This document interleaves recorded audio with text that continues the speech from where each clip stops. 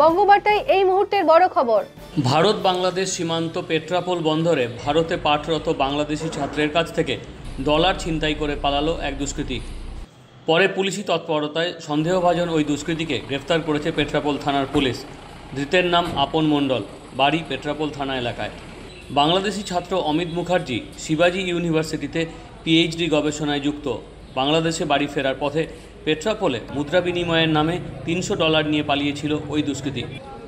9 তারিখে একটা অভিযোগ হয়েছে পেট্রাপোল থানায়, কেস নাম্বার 14/2025, আন্ডার সেকশন 126+2, 115+2, 304, 351+2+3 এবং 3/5 BNS অ্যাক্ট, এই ধারায় মামলাটি হয়েছে। সেই মামলাটি পাওয়ার পরে পুলিশ তদন্ত শুরু করে এবং তদন্ত শুরু করে যেটা এফআইআরে জানা যায় যে একজন বিডি ন্যাশনাল যার নাম অমিত মুখার্জি, সে স্টুডেন্ট ভিসা নিয়ে ভারতবর্ষে এসে শিবাজি ইউনিভার্সিটি থেকে পড়াশোনা করে পিএইচডি কমপ্লিট করে সে যখন তার বাড়িতে, তার দেশের বাড়িতে ফিরে যাচ্ছিল, তখন সে বর্ডারের ওখানে এসে একজন ছিনতাইকারীর পাল্লায় পড়ে এবং সে তার কাছ থেকে $300 ছিল, সেইটা স্নাচ করে এবং সেটা স্নাচ করার পরে পুলিশ তদন্ত শুরু করে এই আপন মণ্ডলকে গ্রেপ্তার করে এবং আপন মণ্ডলকে গ্রেপ্তার করে আজকে আদালতে প্রডিউস করেছে এবং পুলিশ তদন্ত শুরু করেছে এবং এই যাতে এই ডলারগুলো উদ্ধার করা যায় তার কাছ থেকে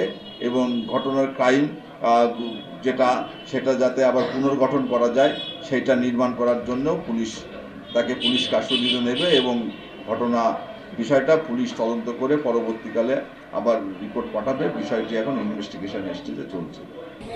ব্যুরো রিপোর্ট, বঙ্গবার্তা। দেখতে থাকুন বঙ্গবার্তা, সবার কাছে সবার কথা।